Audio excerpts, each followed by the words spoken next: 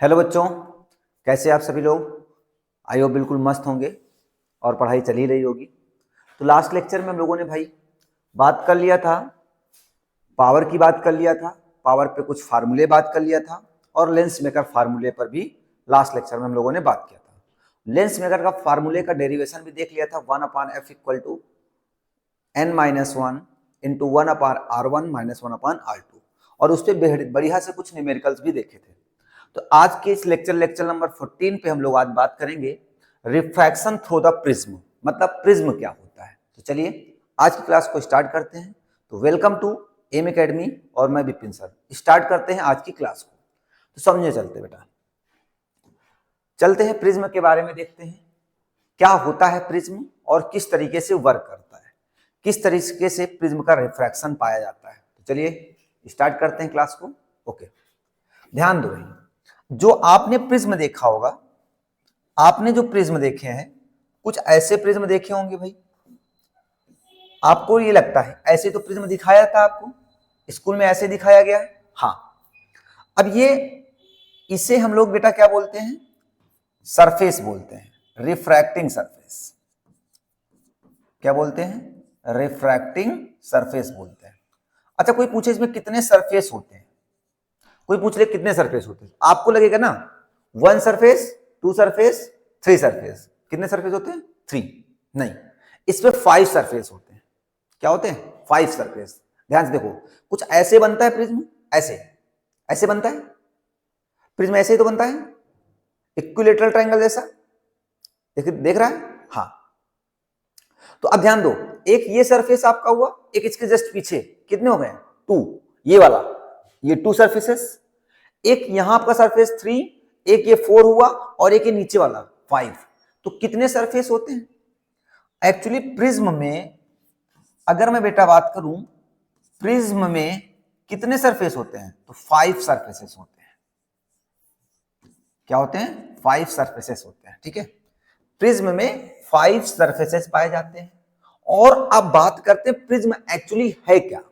मान लो बेटा हमारे पास, कंसीडर करो ये कोई एक स्फेरिकल एक कोई सरफेस था। कैसा सरफेस है? प्लेन सरफेस है। और एक प्लेन सरफेस ये था। ठीक, इन दोनों प्लेन सरफेस को मैंने उठाया और किसी एंगल पर मैंने क्या कर दिया, इनको इंक्लाइंड कर दिया। किसी एंगल पर क्या कर दिया, इनको इंक्लाइंड कर दिया ये। और ये इंक्लाइंड करने के बाद किस एंगल पर इंक्लाइंड कर दिया? हमने कहा इनके बीच का एंगल कितना है? ए एंगल पर इंक्लाइंड कर दिया। अब ये इसको ऐड कर दिया, तो अब ये जो शेप बना ना, ये क्या कहलाया? प्रिज्म कहलाया। क्या होता है? प्रिज्म होता है। आई बात समझ में? क्या होता है भाई? प्रिज्म होता है। क्लियर बेटा? और इस ए को क्या बोलते हैं? ए को बोलते हैं angle of prism. Angle of prism बोलते हैं। ठीक है, क्या बोलते हैं? एंगल ऑफ प्रिज्म बोला जाता है। समझ में क्या मतलब? दो सरफेस, 2 सरफेसेस अगर किसी एंगल पर इंक्लाइंड होते हैं तो ऐसे चीज को, ऐसे शेप को हम लोग क्या बोलते हैं? ऐसे शेप को क्या बोलते हैं? प्रिज्म बोलते हैं। ये मेरा क्या है बेटा? आपका प्रिज्म होता है। और ये प्रिज्म हमने कहा किसका बना हुआ है? ग्लास का बना हुआ है, तो इसलिए इसको ग्लास प्रिज्म भी बोल सकते हैं। किसका बना हुआ है भाई? प्रिज्म बना हुआ है ग्लास का।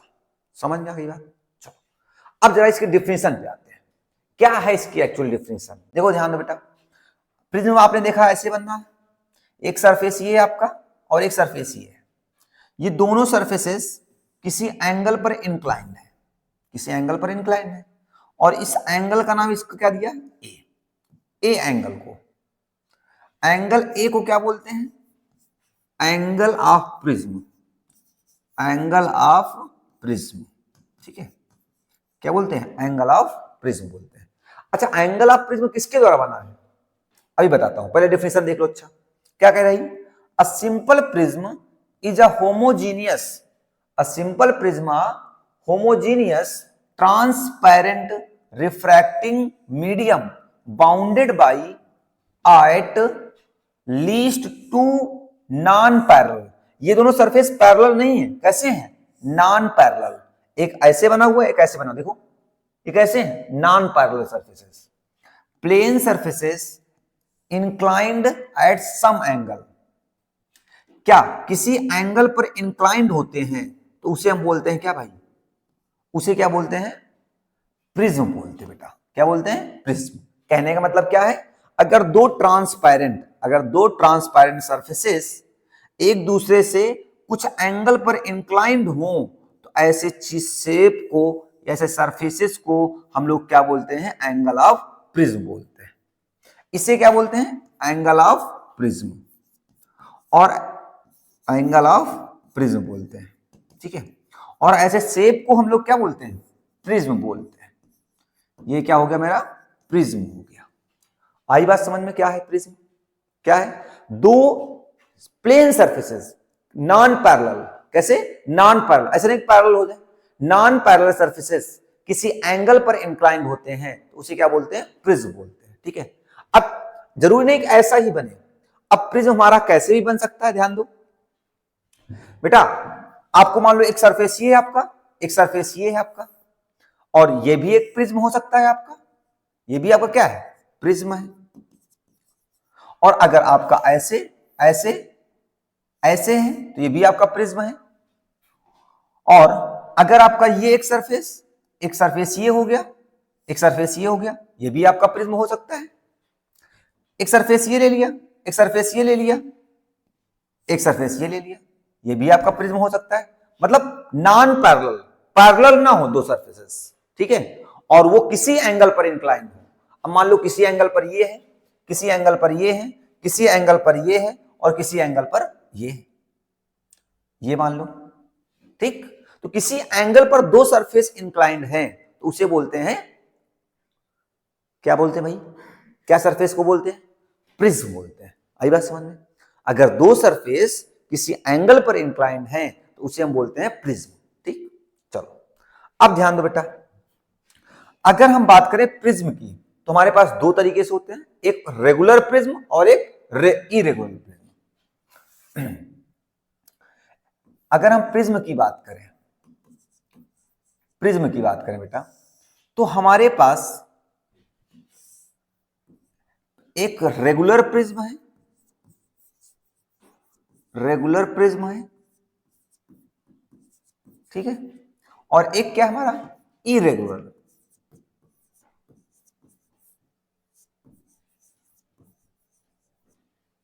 इरेगुलर, ठीक है। इरेगुलर प्रिज्म क्या होता है? जिसमें एंगल्स क्या हो, जिसमें एंगल्स क्या हो? डिफर होते हैं। जिसमें एंगल्स क्या होते हैं भाई? डिफर होते हैं, ठीक है। और बेटा रेगुलर प्रिज्म क्या होता है? जिसमें एंगल क्या होते हैं? सेम होते हैं। एंगल क्या पाए जाते हैं? सेम पाए जाते हैं। जैसे ये मान लो ये एक इक्विलेटरल ट्रायंगल जैसा बन रहा है, तो इसका एंगल कितना होगा? 60, इसका भी एंगल कितना होगा? 60, और इसका एंगल कितना होगा? 60। अब इसमें ध्यान दो, मान लो ये ट्रायंगल है तो ये 90 है, तो ये कितना होगा? 45 मान लो, तो ये भी कितना है? 45। जरूरी नहीं है। अब मान लो यहां पे क्या है? ये एंगल 60 है, ये एंगल 60 है, तो ये कितना होगा? 30 होगा। तो सभी डिफरेंट डिफरेंट है क्या? तो ऐसे को भी ट्रायंगल बोलेंगे, लेकिन कैसा प्रिज्म है वो? इरेगुलर प्रिज्म है। और ये कैसे होते हैं? Regular prism. मोस्टली केस में आपको ये वाले मिलने को मिलेगा। और कभी भी इक्विलेटरल ट्रायंगल बोल दे तो आप समझ जाना एंगल ऑफ प्रिज्म की वैल्यू कितनी है? 60 डिग्री है। एंगल ऑफ प्रिज्म की वैल्यू क्या है? 60 डिग्री है। ठीक है, क्लियर? ओके, यहां तक बातें क्लियर भाई सभी को? चलें आगे? चलो चलो सुनो, अच्छा ध्यान दो बेटा, आगे आगे ध्यान देते हैं। ध्यान दो, अब रेगुलर प्रिज्म हम एक ले लेते हैं। ये हमारे पास एक रेगुलर प्रिज्म है। इस रेगुलर प्रिज्म में इसे हम लोग क्या बोलते हैं? Refracting surface. कैसा सरफेस है? रिफ्रैक्टिंग सरफेस है। और ये भी क्या कहलाता है? रिफ्रैक्टिंग सरफेस कहलाता है। ये भी क्या है? रिफ्रैक्टिंग सरफेस होता है, सरफेस होता है, ठीक है। और इससे क्या बोलते हैं? इसे बोलते हैं बेस। इसे क्या बोला? बेस। ये हमारा फर्स्ट रिफ्रैक्टिंग सरफेस है और ये मेरा क्या हुआ? सेकेंड रिफ्रैक्टिंग सरफेस है। ये मेरा क्या कहलाया? बेस। और इस एंगल को क्या बोला? ए। और इस एंगल को क्या बोला बेटा हमने? Angle of prism. Angle of prism. तो क्या होता है ये एंगल ऑफ प्रिज्म? अगर हम एंगल ऑफ प्रिज्म की बात करें तो क्या होता है एंगल ऑफ प्रिज्म? ध्यान से देखो क्या होता है भाई ये एंगल ऑफ प्रिज्म। ध्यान दीजिएगा। देखो किसके द्वारा एंगल है? फर्स्ट रिफ्लेक्टिंग सरफेस और सेकंड रिफ्रैक्टिंग सरफेस। तो कह सकते हैं the angle between first refracting surface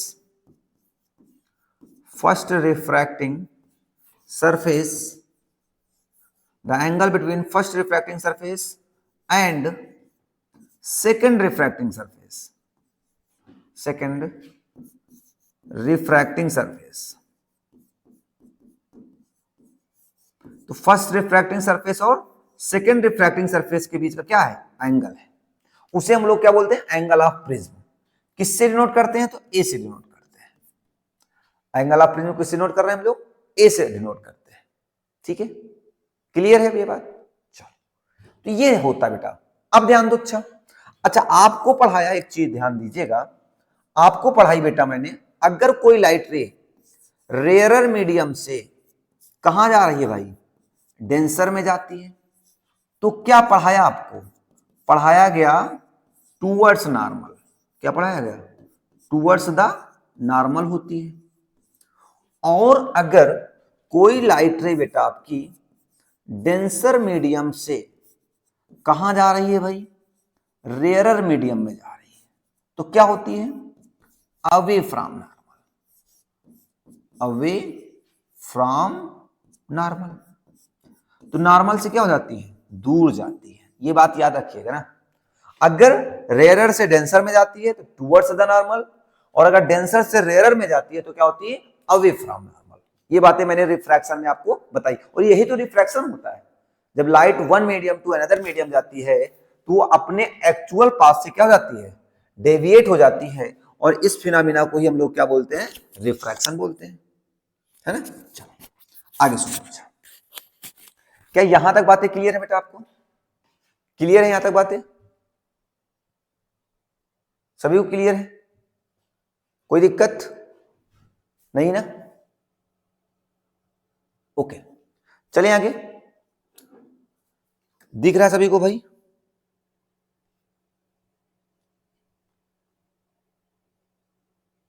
चलो अच्छा आगे चलते हैं। आगे चलते तो हमारे पास क्या मिलता भाई? ध्यान दीजिएगा। अब यहां पे एक चीज ध्यान दीजिएगा, अभी ध्यान दो बेटा। ये आपका मान लो प्रिज्म है। ये क्या आपका? प्रिज्म है। और इस प्रिज्म से ये कोई एक लाइट रे निकली बेटा, इसे हम लोग इंसिडेंट लाइट रे बोलेंगे। जैसे कोई लाइट रे किसी सरफेस पर इंसिडेंट होती है, सबसे पहले क्या ड्रा करते हो आप? नॉर्मल ड्रा कर लेते हो। चलो नॉर्मल ड्रा कर लिया। जैसे ही आपने नॉर्मल ड्रा किया तो इस लाइट को एक्चुअली इधर जाना चाहिए था। अंदर कैसा मीडियम है? डेंसर। अंदर कैसा है? डेंसर। बाहर कैसा आपका मीडियम? रेयरर। और यहां बाहर क्या है? एयर है ना। और अंदर क्या मामला है? ग्लास का मामला है। ठीक, ग्लास का मामला है। तो इसको टूवर्ड्स द नॉर्मल हो जाना चाहिए था। ये नॉर्मल की तरफ बेंड कर गई, यहां पे आ गई। यहां पे आने के बाद जैसे किसी सरफेस पर इंसिडेंट हुई, आपने फिर से एक नॉर्मल ड्रा कर लिया। और जब नॉर्मल ड्रा किया तो इसको एक्चुअली इधर जाना चाहिए था, बट ये क्या होगी? Away from normal. क्योंकि डेंसर से कहां जा रही है? रेयरर में।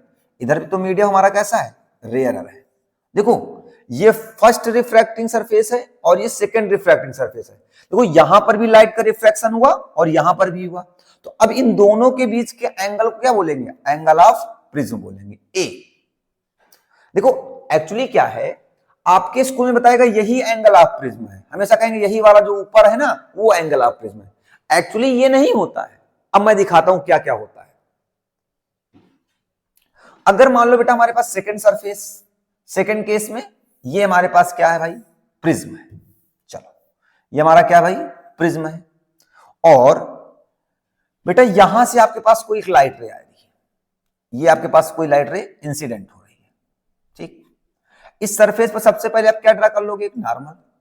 इस लाइट को जाना कहां चाहिए था, ऐसे, बट जाएगी क्या, टुवर्ड्स द नॉर्मल, क्योंकि इधर क्या है, रेयरर मीडियम है आपका, और इधर कैसा है आपका, डेंसर है। इस जाएगी इधर, इधर से ये इधर निकल जाएगी टुवर्ड्स द नॉर्मल।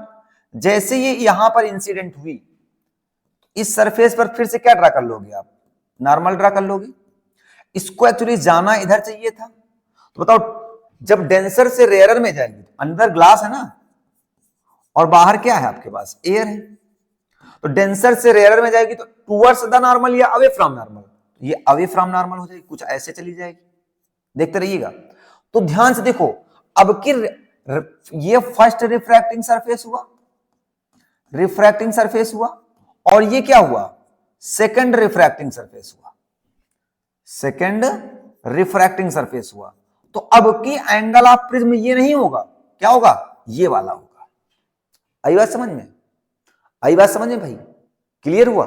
हाँ, अगर बेटा रिफ्रैक्शन इसके और इसके बीच में होगा तो ये वाला होगा। जैसे एग्जांपल समझ लो, ये हमारे पास क्या भाई, मान लो प्रिज्म है, यहां से कोई लाइट रे इंसिडेंट हुई ऐसे, इसको ऐसे जाना चाहिए था। इस सरफेस पर सबसे पहले आपने क्या ड्रा कर दिया, नॉर्मल, तो टुवर्ड्स द नॉर्मल, तो नॉर्मल की तरफ क्या कर जाएगी, बेंड कर जाएगी कुछ ऐसे, ये यहां पर इंसिडेंट हुई होगी। इस सरफेस पर फिर से नॉर्मल ड्रा कर लोगे आप, इसको जाना ऐसे चाहिए था, अंदर ग्लास है, ग्लास का मतलब डेंसर मीडियम है, और बाहर आपकी एयर है, एयर आपका रेयर मीडियम होगा। तो डेंसर से जब रेयर में जाएगी तो क्या होगी, अवे फ्रॉम नॉर्मल, तो ये कुछ ऐसे जाएगी। तो अब ध्यान से देखो, अब की फर्स्ट रिफ्रैक्टिंग सरफेस ये हो गया आपका, और सेकंड रिफ्रैक्टिंग सरफेस ये हो गया आपका, तो इनके बीच के एंगल को क्या बोलोगे, एंगल ऑफ प्रिज्म ए। तो ऐसा नहीं है कि आप ऊपर वाले को ही एंगल ऑफ प्रिज्म बोलेंगे, जिन दो सरफेस के बीच का रिफ्रैक्शन हो रहा है उसको बोलते हैं एंगल ऑफ प्रिज्म बोलते हैं। दो रिफ्रैक्टिंग सरफेस के बीच के एंगल को क्या बोलते हैं, एंगल ऑफ प्रिज्म बोलते हैं। बात समझ में आ गई, रटना नहीं है भाई, कॉन्सेप्ट को समझना है, ठीक है। स्कूल में बता देंगे कि ऊपर वाला ही एंगल ऑफ क्या है, प्रिज्म है, वो सारी चीजें रटनी नहीं है। चलो बेटा, क्लियर है बातें, चलें आगे। चलो अब समझते हैं, अब डेरिवेशन इसका समझते हैं भाई, थोड़ा सा बढ़िया क्वेश्चन है। डेरिवेशन समझो, इसका डेरिवेशन समझते बेटा, किसका डेरिवेशन, डेरिवेशन फॉर प्रिज्म, तो प्रिज्म में से डेरिवेशन समझते हैं। आइएगा अच्छे समझिएगा, देखो अगर मान लो बेटा हमारे पास क्या है, ये कोई एक क्या है आपके पास, प्रिज्म है, चलो ये आपका प्रिज्म है, ठीक है। अब यहां से कोई लाइट रे आएगी बेटा आपके पास, चलो यहां से क्या आएगी, लाइट रे आएगी, तो चलिए यहां से कोई लाइट रे आई बेटा आपके पास, ठीक, यहां से आपके पास क्या आ गई, एक लाइट रे आ गई, ओके, ये आई। अगर एक लाइट रे है तो इसे हम लोग क्या बोलेंगे, इंसिडेंट रे बोलेंगे, और इस सरफेस पर आप सबसे पहले क्या ड्रा कर देंगे, नॉर्मल। चलो एक नॉर्मल ड्रा कर दिया, ये क्या हो गया, नॉर्मल। ये बताओ इंसिडेंट रे ये कौन सी रे होगी, ये आपकी होगी इंसिडेंट रे, इंसिडेंट रे हो जाएगी आपकी, और इंसिडेंट रे और ये क्या होगा, नॉर्मल होगा, ये इसे फर्स्ट नॉर्मल कह सकते हो। इन दोनों के बीच के एंगल क्या बोलते हो बेटा, आप आई बोलते हो, नहीं बोलते हो, हाँ, या इसका हमने नाम क्या दे दिया, आई दे दिया, आई ही रहने दो, क्या नाम दे दिया, आई दे दिया, ठीक है। अब सुनो, अब इस लाइट को एक्चुअली जाना कहां चाहिए था, सीधे निकल जाना चाहिए था, क्योंकि light travel in the straight path, क्या होती है बेटा, light travel in the straight path, इस लाइट को क्या होना चाहिए, सीधे निकल जाना चाहिए था। बट अब ये क्या होगी, बाहर हमारा मीडियम कैसा है, बाहर का मीडियम हमारा कैसा है, रेयरर है, और अंदर का कैसा है, डेंसर है। ठीक, और बाहर रेयरर मीडियम है, N1 मीडियम मान लो, N1 की वैल्यू कितनी होती है 1, और यहां का मीडियम N2 है, N2 की वैल्यू कितनी लेट कर लेते हैं N, ये रिफ्रैक्टिव इंडेक्स मान लो। ठीक है, चलो अब अगर कोई लाइट रे रेयरर से डेंसर में जाती है, तो देखो एयर से ग्लास में जा रही लाइट, तो क्या होगी, टूवर्ड्स द नॉर्मल, तो नॉर्मल की तरफ चलो बेंड कर लेते हैं इसकी लाइट को, नॉर्मल की तरफ लाइट क्या हो गई, देखो ये बेंड हो गई, यहां पहुंच गई। ठीक, अब इस एंगल को मैंने क्या बोला, जैसे ही लाइट इस सरफेस पर इंसिडेंट हुई तो आप सबसे पहले यहां क्या ड्रा कर लोगे भाई, नॉर्मल ड्रा कर लोगे। चलो एक नॉर्मल ये ड्रा कर लिया आपने, ये क्या ड्रा कर लिया आपने, नॉर्मल ड्रा कर लिया। ठीक, चलो ये नॉर्मल ड्रा कर लिया। अब बेटा ध्यान दो, इस एंगल को हमने क्या बोला, R1, और इस एंगल को क्या बोला हमने, R2 बोल दिया। ठीक, अब ध्यान दो, एक्चुअली इस लाइट को सीधे निकल जाना चाहिए था बेटा, इसको इधर जाना चाहिए था, लेकिन ये होगी क्या, जब डेंसर से रेयरर में जाएगी तो अवे फ्रॉम नॉर्मल, ये कुछ ऐसे निकल जाएगी, और इस एंगल को हम बोलते हैं E, क्या बोलते हैं भाई, E, और E को क्या बोलते हैं, angle of emergence, angle of emergence, angle of emergency बोलते हैं। ठीक है, तो ये एंगल E हो गया आपका।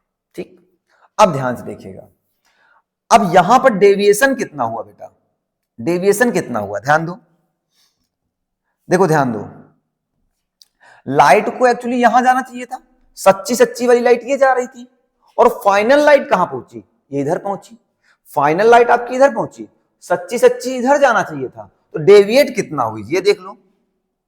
एक्चुअली इसको इधर, इसको पीछे की ओर बढ़ाओ, ये बढ़ाया, ये बढ़ाया, तो इतना जो एंगल हुआ बेटा, ये क्या हुई, डेविएट हुई, और इसे हम लोग क्या बोलते हैं, एंगल ऑफ डेविएशन बोलते हैं।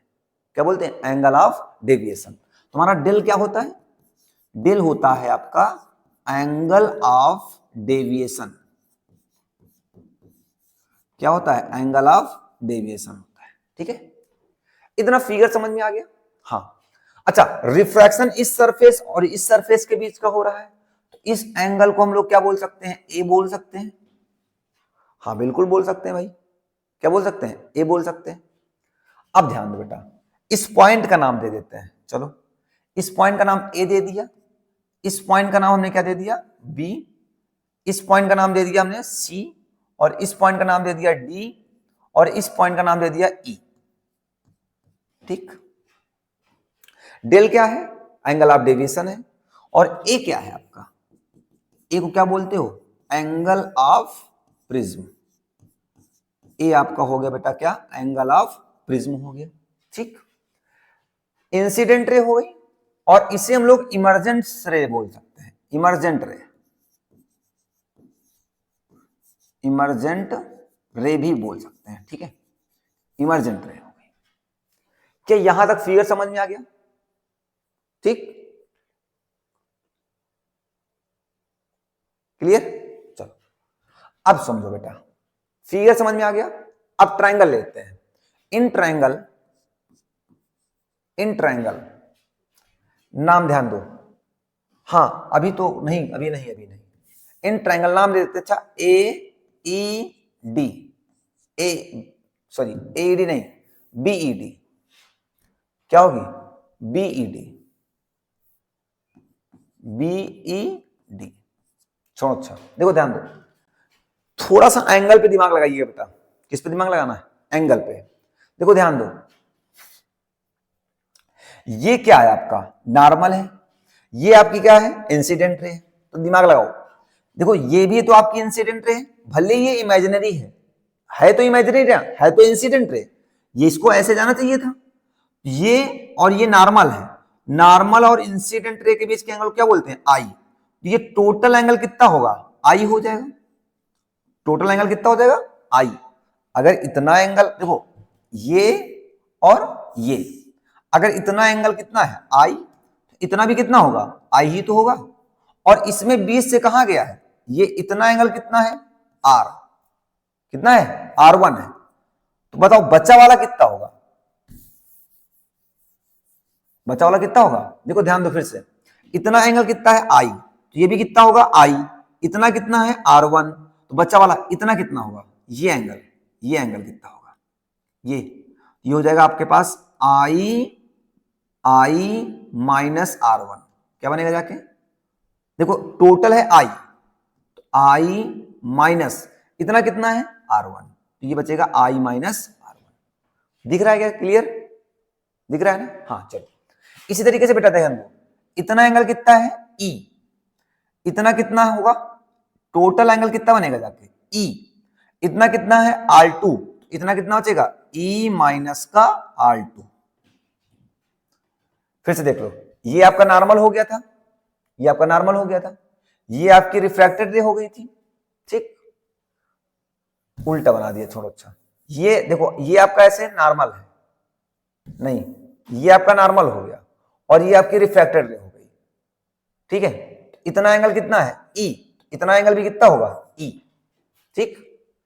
और इसमें से इतना एंगल कितना है R2 है, तो बताओ बच्चा वाला कितना होगा, E माइनस R2 बनेगा नहीं बनेगा, E माइनस R2 बनेगा जाके, बस वही कहानी लिखा है इसमें, ठीक।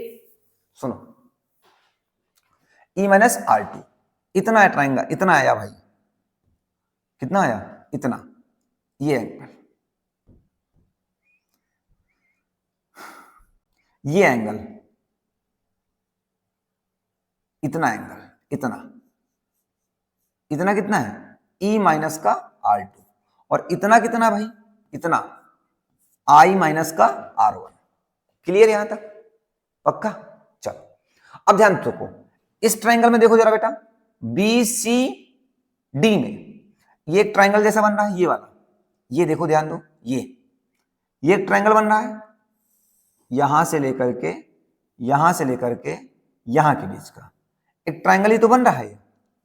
अगर ये ट्राइंगल बन रहा है, अगर ये ट्राइंगल बन रहा है, तो बताओ ये R1 है, इतना एंगल कितना है R1, इतना कितना है R2, तो बताओ तीसरा एंगल कितना होगा 180 माइनस R1 प्लस R2। क्या मतलब आया भाई, तीनों का सम 180 होगा, angle B plus angle R1 plus R2 plus C equal to 180, तो C is equal to 180 minus R1 plus R2। थोड़ा सा ज्योमेट्री लगी भाई, यहाँ पे ज्योमेट्री का सारा का काम है यहाँ पे, ठीक है।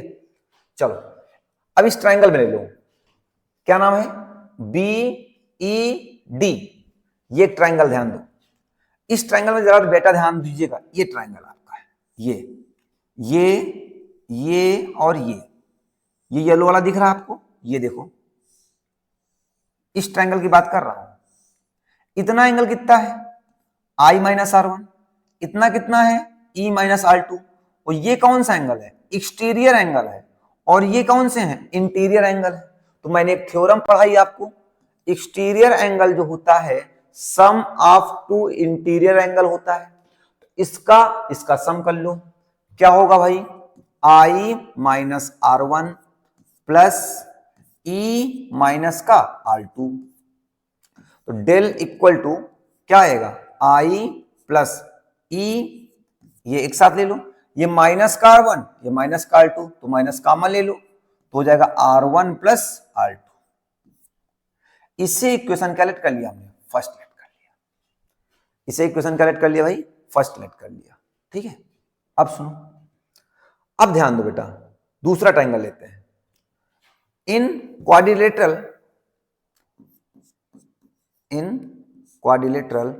ध्यान दो, नाम देते हैं ABCD, ले लो ABC और D।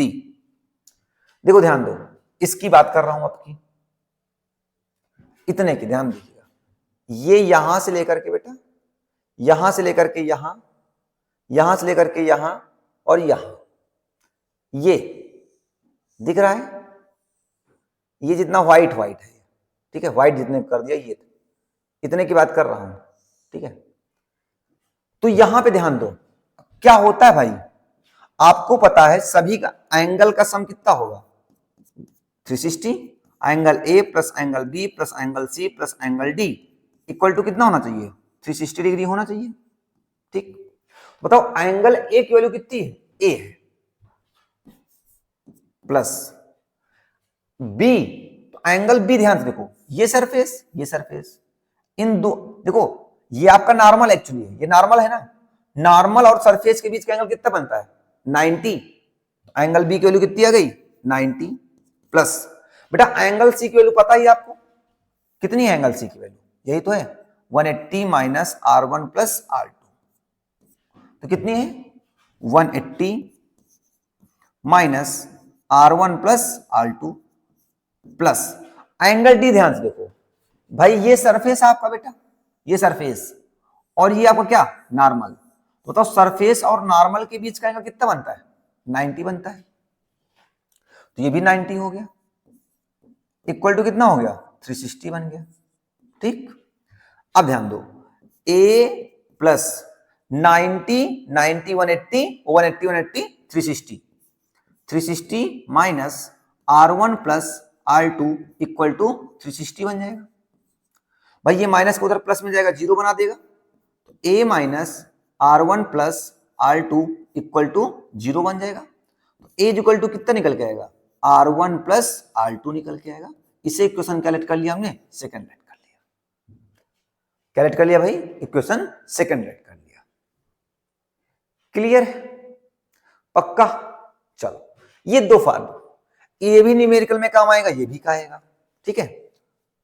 क्या समझ में आया, ये क्या समझ में आया भाई, ये क्लियर है। चलो अच्छा आगे चलते हैं, अभी ध्यान दीजिएगा, अब हम कहेंगे बेटा अज्यूम कंसीडर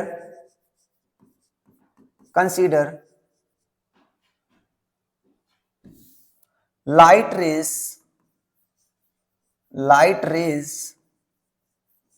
आर पैराएक्सियल, कैसी है पैराएक्सियल है, पैराएक्सियल रेज है, तो पैराएक्सियल रेज है, तो या ऐसे कह लो means angle I and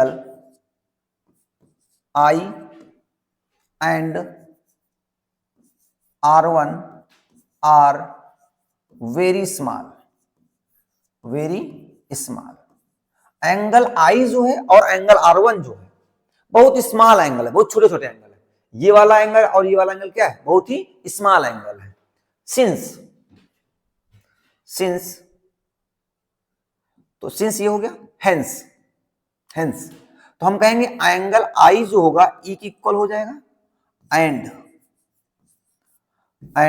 angle R1 जो होगा किसके इक्वल हो जाएगा R2 इक्वल हो जाएगा, यही से हम लोग क्या बोल सकते हैं R बोल सकते हैं, क्या बोल दिया R बोल दिया, ठीक। अब यहां पे ध्यान दो बेटा, हम देखेंगे फ्रॉम इक्वेशन फर्स्ट,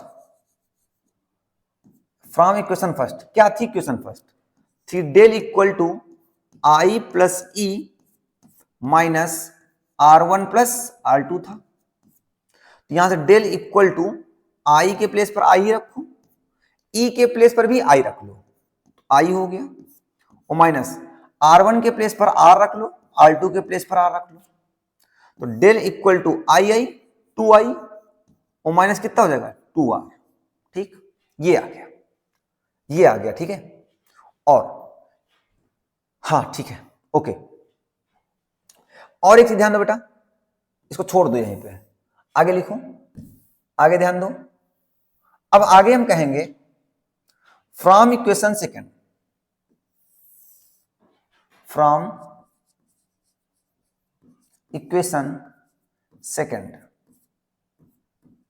क्या कहती है बेटा इक्वेशन सेकंड, कहती है देखो क्या कहती है भाई, क्या कह रही भैया a plus R1 plus R2, as equal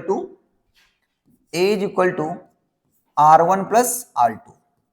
बेटा ए इक्वल टू कितना हो जाएगा, R1 के प्लेस पर R, R2 के प्लेस पर R, एज इक्वल टू कितना आ जाएगा 2R, या R इज इक्वल टू कितना हो जाएगा A/2। ये एक फार्मूला आ गया।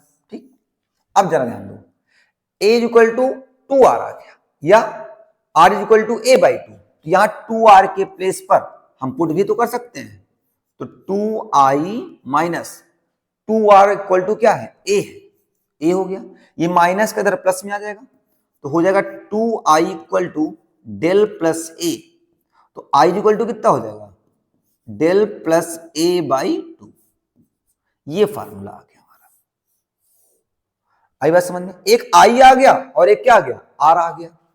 I भी मिल गया और क्या मिल गया, R भी मिल गया आपके पास। ठीक है, तो अब यहां से हम एक काम करते हैं, अब यहां से लगाते हैं हम क्या, स्नेल्स लॉ। क्या लिखेंगे, by Snell's law, by Snell's law. तो बेटा स्नेल्स लॉ आपका क्या होता है, पता है स्नेल्स लॉ क्या होता है आपको, क्या होता है भाई स्नेल्स लॉ, होता है आपका क्या, sine I upon sine R equal to क्या होता है N. Sine I upon sine R equal to N. अब यहां पे ध्यान दो, तो एन इक्वल टू क्या आ जाएगा, साइन आई। बेटा आई की वैल्यू क्या है आपके पास, डेल प्लस A/2 है, तो रख लो, क्या हो जाएगी, डेल प्लस A/2 अपान क्या बन जाएगा, साइन A/2। ये फार्मूला आ गया, इसका हमें यूज आएगा भाई, या इसे हम कह सकते हैं प्रिज्म। प्रिज्म का फार्मूला आ गया, ये क्या आ गया, प्रिज्म फार्मूला। ये हमें यूज आएगा।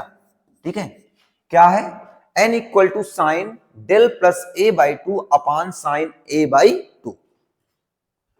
क्लियर है, क्लियर भाई, कोई डाउट है, कोई दिक्कत, कोई परेशानी नहीं ना, चलें आगे, चलो अब सुनो आगे।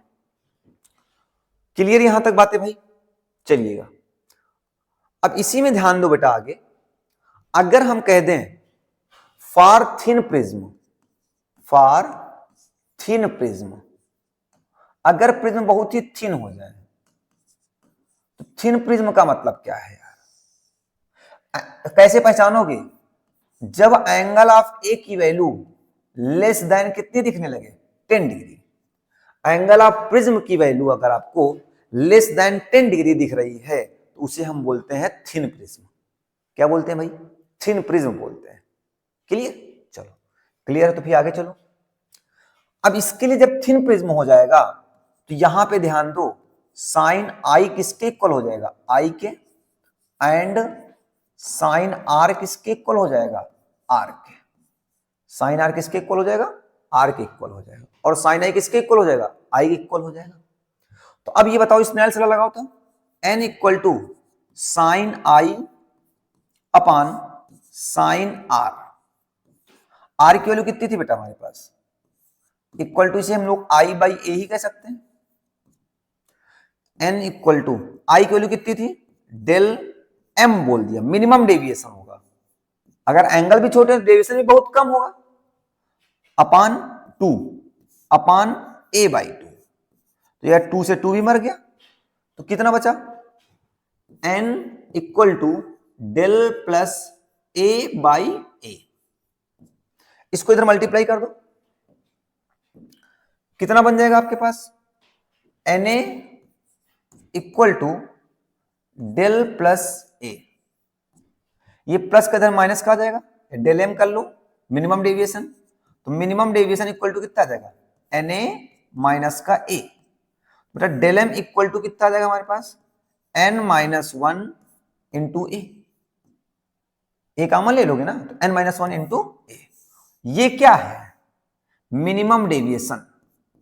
क्या है भाई ये, मिनिमम डेविएशन। क्या है ये, मिनिमम डेविएशन है। ठीक है, मिनिमम डेविएशन। क्लियर, चलो नोट कर लो भाई, ये ध्यान से देखिएगा, ये फार्मूला आप तभी लगाना जब एंगल ऑफ प्रिज्म की वैल्यू क्या हो, लेस देन 10 डिग्री हो, तभी हम ये फार्मूला यूज करेंगे। याद रखिएगा, ठीक है, याद रखने की जरूरत है आपको। ठीक, समझ में आई बातें, क्लियर है? चले बेटा आगे, चलो चलो फिर आगे चलते हैं भाई।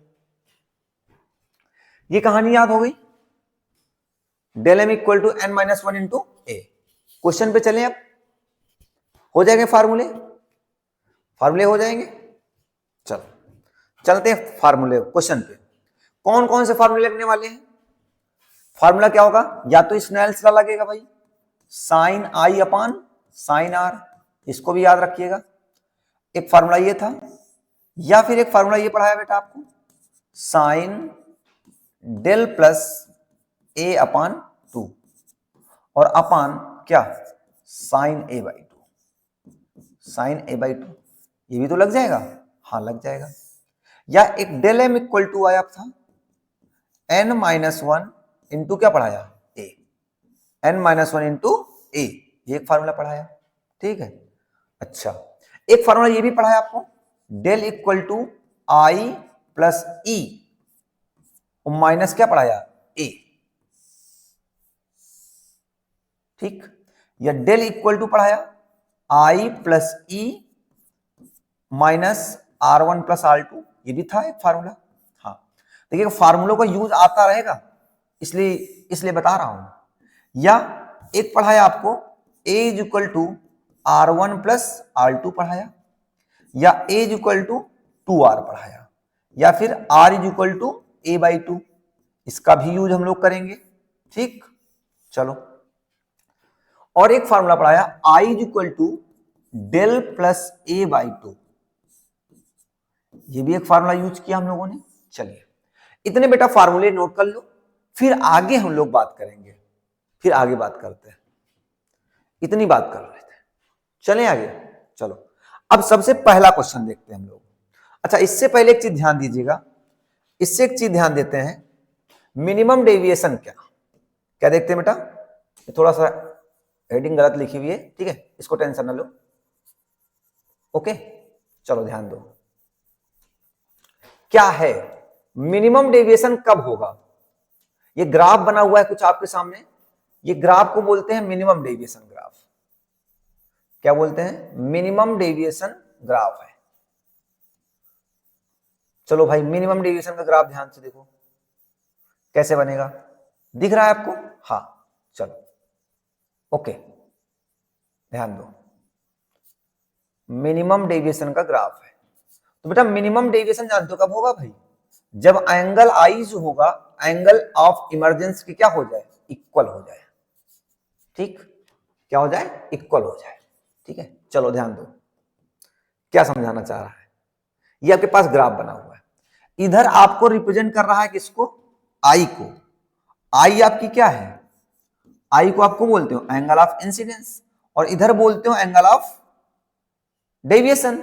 तो अगर एंगल ऑफ इंसिडेंस की वैल्यू एंगल ऑफ इमरजेंस के इक्वल हो जाए तो उस कंडीशन में डेविएशन क्या होता है, हमारा मिनिमम होता है। बट जो एंगल ऑफ प्रिज्म होता है, रिफ्रैक्टिव इंडेक्स होता है और वेवलेंथ होती है, वो कैसे होने चाहिए, कांस्टेंट होने चाहिए। कैसे हो भाई, कांस्टेंट हो, तभी होता है। ये इंपॉर्टेंट फिगर है, थोड़ा सा ध्यान दीजिए, कभी कभी पूछ लेता है, ठीक है, बस फिगर को याद रखना है आपको, ठीक है। चलें आगे, चलो अब न्यूमेरिकल देखते बेटा हम। सबसे पहला न्यूमेरिकल आपके सामने लिखा हुआ है, क्या कहना चाह रहा क्वेश्चन, ध्यान दो बेटा। पहला क्वेश्चन ध्यान दो, कह रहा a ray of light passes through a glass prism such that the angle of incidence is equal to angle of emergence। Angle of incidence किससे नोट करते हैं, आई से, एंगल ऑफ को इमरजेंस किससे नोट करते हैं, ई से। बेटा दोनों क्या है, इक्वल, जैसा क्वेश्चन करा वैसा करते चलेंगे, ठीक है। आगे, if the angle of emergence, angle of emergence मतलब कौन, ई, क्या है, इज 3/4 टाइम्स, क्या है, 3/4 times of angle of prism. Angle of prism क्या होती है? ए। तो ये भी एक डाटा दे रखा है। क्या डाटा दे रखा है? एंगल ऑफ इमर्जेंस जो है वो 3/4 टाइम्स है किसका? एंगल ऑफ प्रिज्म का है। Calculate the angle of deviation if the angle of prism is 30 degree. अब बेटा एंगल ऑफ प्रिज्म की वैल्यू भी दे रखा है। कितनी दे रखा है? 30 डिग्री दे रखा है। Angle of prism is 30 degree. निकालना क्या है? Calculate the angle of deviation. Del निकालना है आपको। डेल की वैल्यू फाइंड करना है। तो यहां से एक गिवन डाटा से चेंज कर सकते हैं। डेल आपको क्या करना है? फाइंड करना है। तो E इज इक्वल टू, बताओ कितना? 3/4 इंटू ये बताओ ए की वैल्यू कितनी है? 30 है। 2 15 2 2 जा। तो angle of prism, angle of emergence की वैल्यू बेटा कितनी आ गई? 15 से 45, 45/2 आ गई, है ना। तो अगर एंगल ई की वैल्यू आई है तो एंगल आई की भी वैल्यू सेम रहेगी क्योंकि दोनों इक्वल है। ये भी 45/2 रहेगा, ये भी आपका 45/2 रहेगा। एंगल आई और एंगल ई दोनों क्या है? इक्वल है। मैं नहीं कह रहा हूं, क्वेश्चन कह रहा भाई, क्वेश्चन के गार्डिंग चल रहे हैं हम लोग। फाइंड क्या करना है? डेविएशन फाइंड करना है। तो यार बताओ डेविएशन का फॉर्मूला बताया था, del equal to I plus E minus का ए। पढ़ाया था आपको? पढ़ाया था? हाँ पढ़ाया था ना भाई। चलो तो लगा लो। तो डेल इक्वल टू आई की वैल्यू बेटा कितनी हमारे पास है? देखो आई और ई दोनों आपस में क्या है? इक्वल ही ना। तो आई समझ लो 2i या ऐसे रख लो 45/2 प्लस 45/2 और माइनस का a। तो डेल इक्वल टू 90/2। एक वैल्यू बेटा कितनी है? 30 डिग्री है ना, माइनस का 30 डिग्री। ये कट्टम पिट्टम कितना आ गया? 45 आ जाएगा, है ना। कितना आ जाएगा? 45 आ जाएगा। तो डेल की वैल्यू कितनी आ जाएगी? 45 माइनस 30। तो डेल इक्वल टू कितना आ गया? 15 डिग्री। इसका मतलब कितना डेविएशन होगा? 15 डिग्री डेविएशन होगा। समझ में आया क्वेश्चन? समझ में आया भाई क्वेश्चन? क्लियर है बेटा? कोई डाउट है? नहीं ना? चलो चलो ध्यान दो, अगला क्वेश्चन ध्यान देते हैं। नेक्स्ट क्वेश्चन ध्यान दो बेटा। हाँ सुनिएगा, क्या है नेक्स्ट क्वेश्चन? ध्यान दो। ओके सुनिएगा, क्या कह रहा है बेटा? A thin prism of 2 degree angle. Prism का एंगल दे रखा है ए। कितना दे रखा है? 2 डिग्री दे रखा है, कोई दिक्कत नहीं। Gives a deviation of 1 degree. Deviation कितना है बेटा? 1 डिग्री का डेविएशन है, 1 डिग्री का डेविएशन है। कह रहा what is the value of refractive index. क्या पूछा गया है? एन पूछा गया आपसे। क्या पूछा गया? एन पूछा गया आपसे। तो कह रहा deviation material of the prism. कोई बात नहीं, ये फार्मूला क्वेश्चन लगाना है। कैसे करोगे यार भाई? कैसे निकालेंगे इसका एंगल ऑफ प्रिज्म? बताओ, फार्मूला लगाओ जरा इसका। लगाएंगे आप लोग भाई? चलिए लगाइए।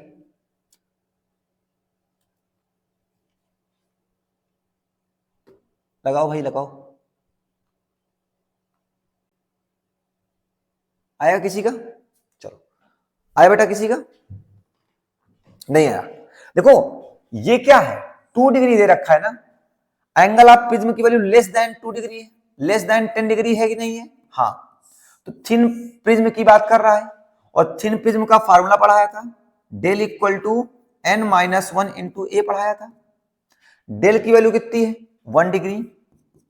एन की वैल्यू बेटा कितनी है हमारे पास? यही तो फाइंड करना है। अच्छा ए की वैल्यू कितनी है? 2 है, तो रख लो 2।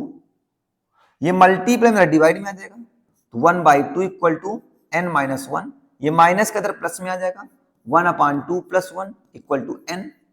अगर n की वैल्यू फाइंड करना चाहेंगे, n की वैल्यू कितनी आ जाएगी? 3/2। और 3/2 क्या ले सकते हैं? 1.5। तो रिफ्रैक्टिव इंडेक्स कितना आ गया? 1.5 5 आ गया। सिंपल सा क्वेश्चन था, बहुत इजी क्वेश्चन था, बहुत इजी क्वेश्चन था।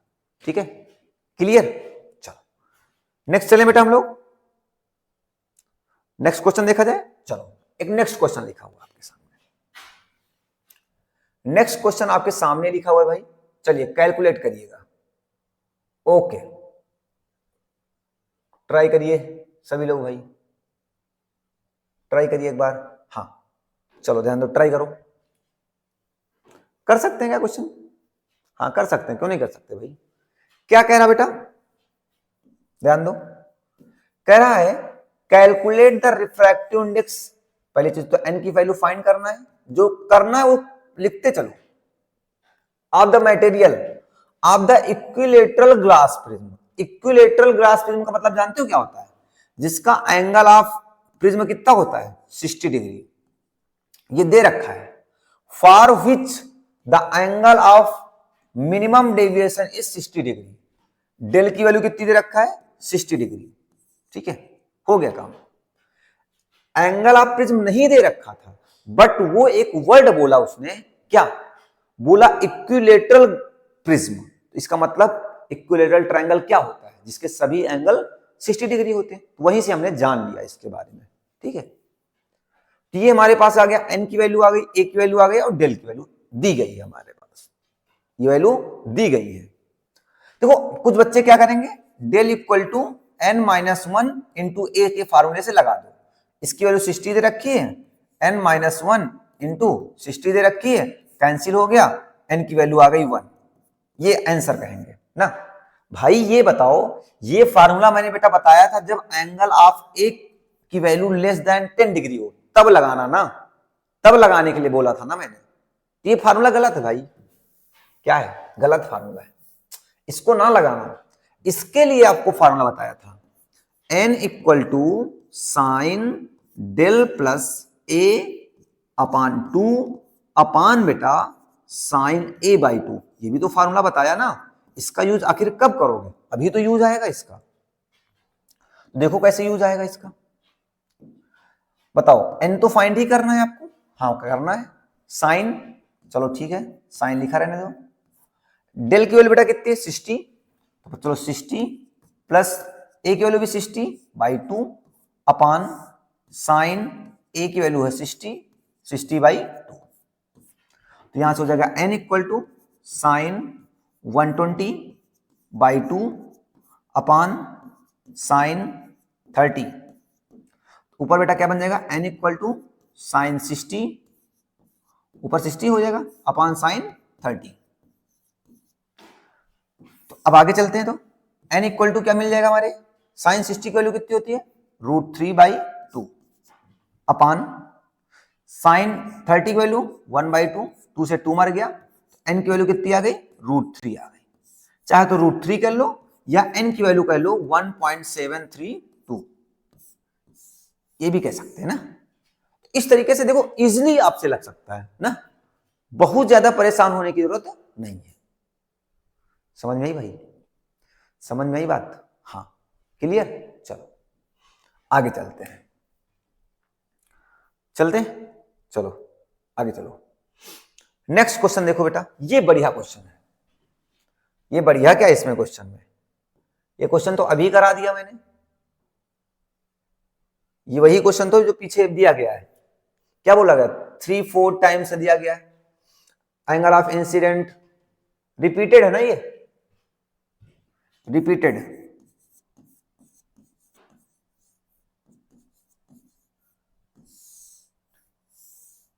रिपीटेड क्वेश्चन है, ठीक है। चलो नेक्स्ट देखो। अच्छा ये क्वेश्चन देखो, अच्छा क्या कह रहा है बच्चा, ये पढ़िएगा। हाँ चलो ध्यान दो, ट्राई करिए। करेंगे भाई? चलो कर सकते हो, करो भाई, कर सकते हैं भाई आप लोग, करिए। चलो ध्यान दो क्या लिखा हुआ बेटा। करा a narrow beam of light is incident normally on the one face of the glass prism having the refractive index of 1.48. Find the angle of prism of रे makes a grazing emergence, okay, angle of the other face, draw the रे diagram, the path of रे। चलो ध्यान दो, ऐसा कोई condition नहीं बोली गई इक्विलेटरल ट्रायंगल है, कैसा ट्रायंगल है, कुछ नहीं बोला गया। तो हम मान लेते हैं बेटा हमारे पास ये कोई एक प्रिज्म है, ये क्या है आपका प्रिज्म है, चलो ठीक है। और इस प्रिज्म का रिफ्रैक्टिव इंडेक्स जानते हो क्या है? इसका रिफ्रैक्टिव इंडेक्स n की वैल्यू जानते हो कितनी है भाई? 1.48 है। कितनी है? 1.48 है। क्या है? 1.48। ठीक, चलो अब कह रहा कि एक लाइट है, एक narrow beam of light incident normally. तो बेटा इस सरफेस पर एक कोई लाइट रे नॉर्मली इंसिडेंट हो रही है। चलो ये लाइट रे इस सरफेस पर ये नॉर्मली इंसिडेंट हो रही है, तो चलो नॉर्मली इंसिडेंट हुई।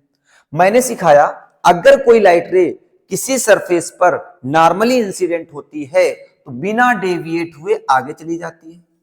ये चली गई, तो बेटा ये जब चली गई इस सरफेस पर जब इंसिडेंट हुई, सबसे पहले आप क्या ड्रा कर लोगे? एक नॉर्मल ड्रा कर लोगे। क्या ड्रा कर लिया? नॉर्मल। ठीक, अब बताओ यहां एंगल आई की वैल्यू कितनी है? 0 डिग्री है। यहां एंगल R1 बनता था, वो भी कितना है? 0 डिग्री है। देखो ये एंगल कितना है आपके पास? नहीं पता, बट ये एंगल पता है 90 होगा। क्या होगा? 90 होगा। ठीक, कोई नहीं। अब ध्यान दो बेटा, ये आपका नॉर्मल है और ये इंसिडेंट रे है। इस एंगल को आपने R1 ना बोला, क्या बोला था? R2 बोला था। क्या बोला था? R2। अब यहां से जो लाइट निकली ना बेटा, ये क्या कर रही है? ग्रेज कर रही है। मैं नहीं कर रहा हूं, क्वेश्चन में कह रहा हूं ग्रेजिंग इमरजेंस। जो इमरजेंस लाइट है, जो बाहर लाइट निकल रही है, वो ग्रेज कर रही है। तो ग्रेज यही तो करती है, ये ग्रेज करने लगी। अगर यहां पर लाइट रे ग्रेज कर रही है, इसका मतलब क्या होगा बच्चा? ये एंगल कितना होगा? 90 डिग्री। और इसको हम लोग क्या बोलते थे? ई बोलते हैं। क्या बोलते थे? ई बोलते थे, एंगल ऑफ इमरजेंस, ई। ठीक है, पक्का? हाँ सुनो, अब यहां पर ये ग्रेज कर रही है। क्या कर रही है? ग्रेज कर रही है। तो रे डायग्राम तो सबसे पहले कंप्लीट हो गया आपका। अच्छा, कोई लाइट ग्रेज कब करती है? थोड़ा सा याद करो। अगर एंगल आई की value less than critical angle है तो बेटा क्या होता था? रिफ्रैक्शन होता है। क्या होता है? रिफ्रैक्शन होता है। और एंगल आई की वैल्यू क्रिटिकल एंगल के इक्वल है तो क्या होता था? ग्रेजिंग होता है। और एंगल आई की value greater than angle C है तो क्या होता था? TIR होता था। तो इसका मतलब एंगल आई और एंगल सी क्या है? इक्वल है। एंगल आई और एंगल सी क्या है? इक्वल है ना? पक्का? हाँ बस। तो फाइंड क्या करना बेटा? हाँ, कहीं कुछ फाइंड भी करना क्या? A narrow beam of light incident normally on the face of the glass. हाँ, find the angle of prism. A की वैल्यू निकलवा रहा है, ये वैल्यू A की वैल्यू निकलवा रहा है। क्या निकलवा रहा है भाई? A की वैल्यू निकलवा रहा है। ठीक, चलो निकाल के देते हैं, कोई दिक्कत थोड़ी है क्या दिक्कत? है क्या दिक्कत भाई? नहीं है? चलो निकालते हैं। एंगल ऑफ A निकालना है, कोई दिक्कत नहीं। एंगल ऑफ ए क्या होता था बच्चा? Angle of A is equal to, आपको पढ़ाया था R1 प्लस R2 पढ़ाया था। एज इक्वल टू क्या पढ़ाया था? R1 प्लस R2 भी तो पढ़ाया था। तो देखो ये R1 तो 0 डिग्री है, R2 नहीं पता है। R2 यहां किसकी तरीके से बिहेव करेगा? एंगल ऑफ इंसिडेंट की तरीके से। और ये किसकी तरीके से बिहेव करेगा? एंगल ऑफ इमरजेंस R की तरीके से बिहेव करेगा ना। या यहां पर क्रिटिकल एंगल का फार्मूला लगा दो। किसका लगा दो? क्रिटिकल एंगल का फार्मूला। क्या पढ़ाया था? n इक्वल टू या sine C equal to, sine C equal to क्या पढ़ाया था? 1/n। इस साइन सी को ही बेटा हम लोग क्या बोल सकते हैं? साइन आई भी बोल सकते हैं। चाहे तो सी बोलो चाहे आई बोलो। तो यहां देखो ध्यान से देखिएगा, छोड़ो, अच्छा छोड़ो कुछ ना लगाओ, तुम ये बताओ।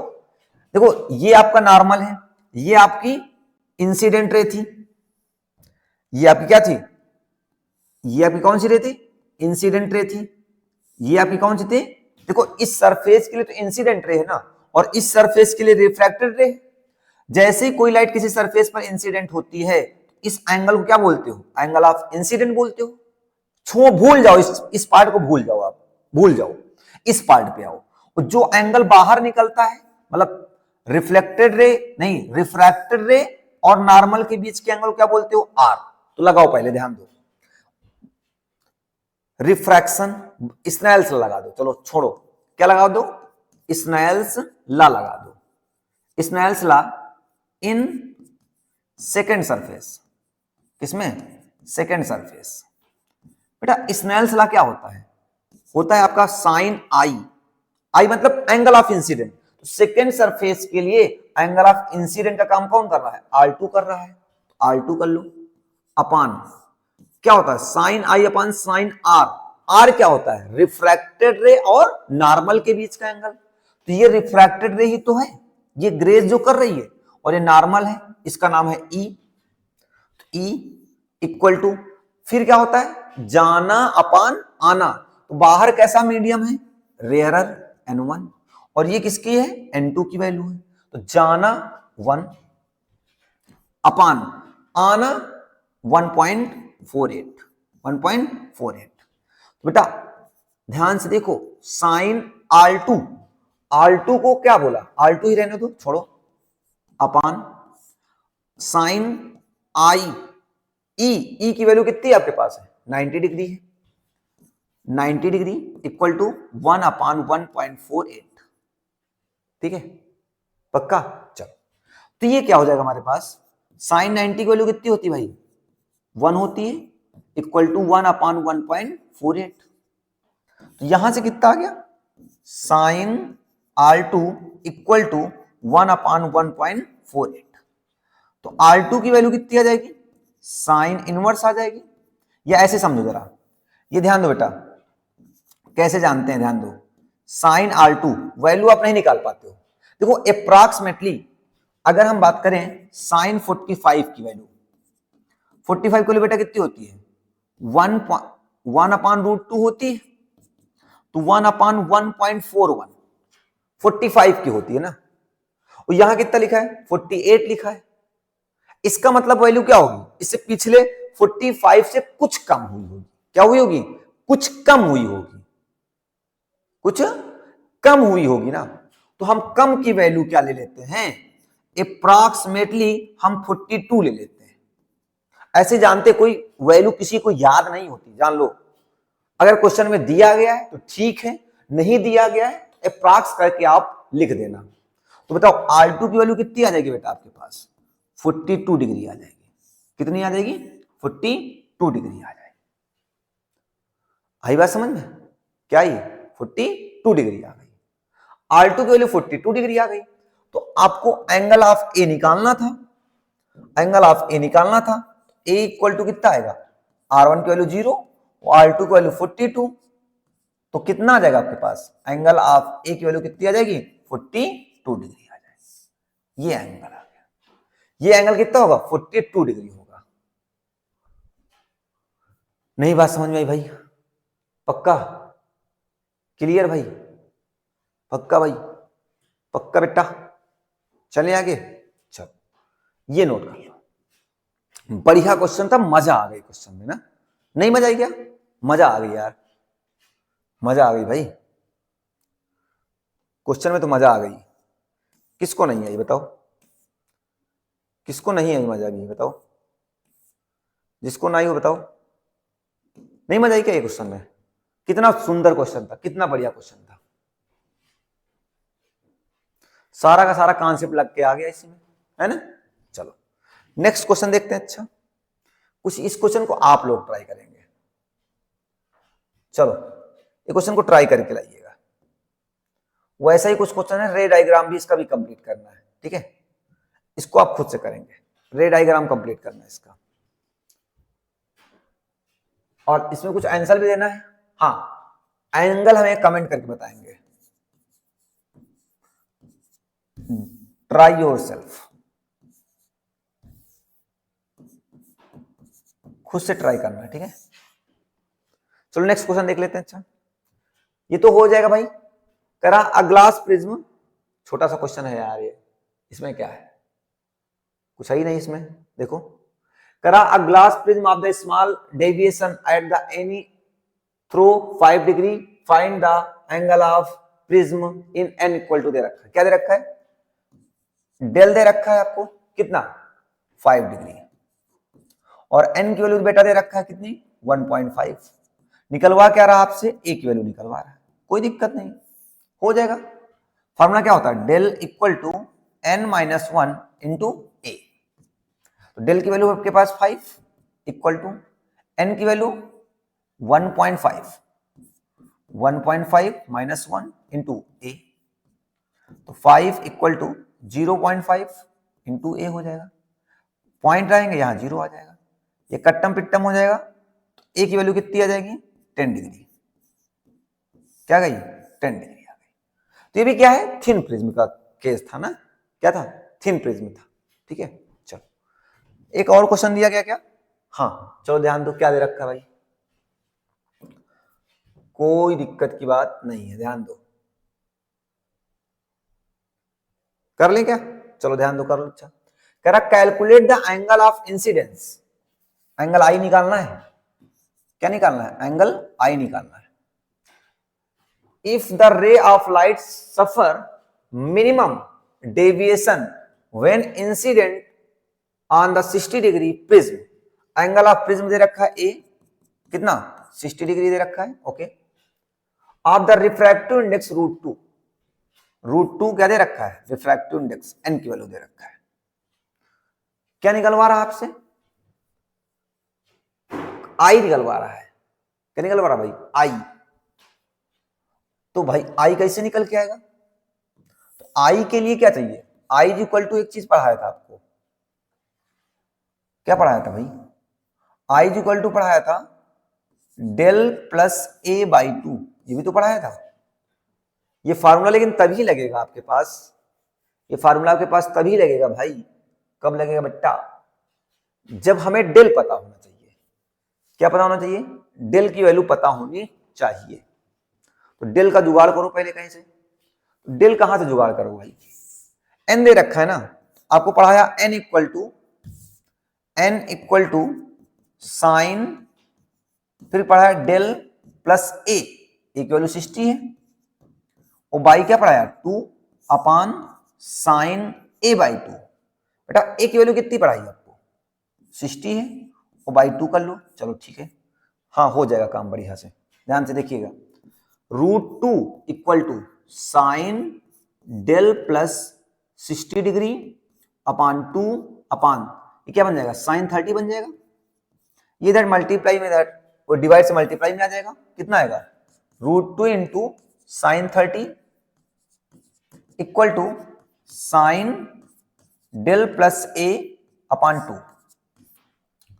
√2 इंटू साइन 30 की वैल्यू कितनी होती है?